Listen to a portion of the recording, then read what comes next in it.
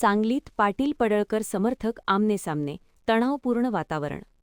सांगली जिल्हा परिषद निवडणुकीवरून आमदार जयंत पाटील आणि आमदार गोपीचंद पडळकर यांच्या कार्यकर्त्यांमध्ये आमनेसामने परिस्थिती निर्माण झाली. सांगली जिल्हा परिषदेत महाविकास आघाडीच्या विजयानंतर जयंत पाटील आणि गोपीचंद पडळकर यांच्या कार्यकर्त्यांमध्ये समोरासमोर घोषणाबाजी झाली. गोपीचंद पडळकर बाहेर येताच जयंत पाटील समर्थकांकडून जोरदार घोषणाबाजी करण्यात आली. जयंत पाटलांच्या विजयाबरोबर आता कसं वाटतंय, गारगार वाटतंय, अशा घोषणा देण्यात आल्या. गोपीचंद पडळकर यांच्या समोरच जयंत पाटील समर्थकांकडून घोषणाबाजी सुरू राहिली. त्यानंतर पडळकर समर्थकही आक्रमक झाले.